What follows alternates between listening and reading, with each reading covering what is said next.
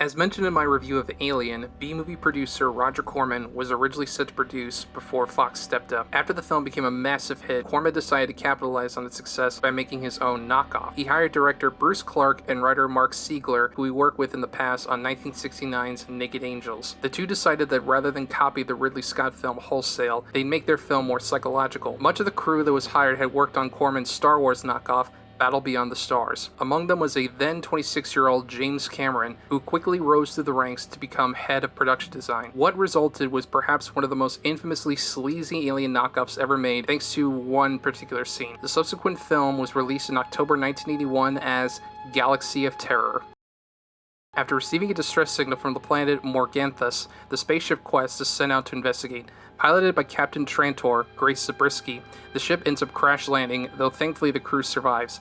Led by Balon, Zalman King, the crew is sent out to investigate the source of the signal and find bodies. Eventually they find a giant pyramid-like structure, which empath Illuma, Aaron Moran, describes as feeling empty and dead. Among the crew is Illuma's lover, Cabrin, Edward Albert, tech officer Damia, Taffy O'Connell, and the mute Kohad, Sid Haig. As they venture further into the pyramid, the crew are being picked off one by one in gruesome ways. The survivors discover that the pyramid is taking their greatest fears and bringing them to life to kill them off. Who is responsible for this, and what horrors await our heroes as they explore this galaxy of terror?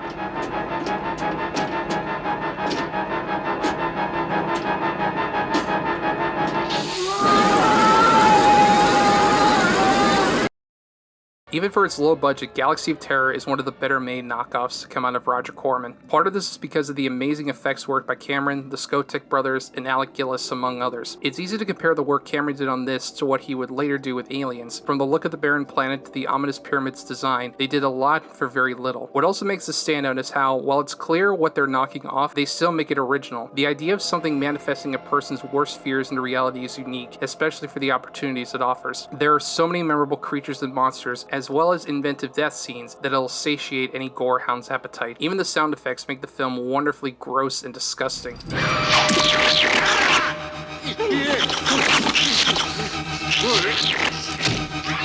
The film is probably one of the weirdest casts ever, including Ray Walston, Aaron Moran, Zalman King, and Robert Englund. It's so weird seeing Walston, Moran, and King in a film where people are torn apart and slashed by monsters. B-movie regulars Sid Haig and Taffy O'Connell shine in their respective roles and easily have the most memorable death scenes. O'Connell's is probably the most notorious, considering it involves her being essentially raped to death by a giant maggot. Admittedly, Clark and Siegler were ordered to include the scene, so they decided to make it as ridiculous as possible, and to their credit, they succeeded, and it's certainly a moment you won't see in any film before or after. Admittedly, the story can get kind of confusing, especially towards the end, but at 80 minutes, it flies by pretty quickly. Overall, Galaxy of Terror is an oddity worth tracking down for cult aficionados.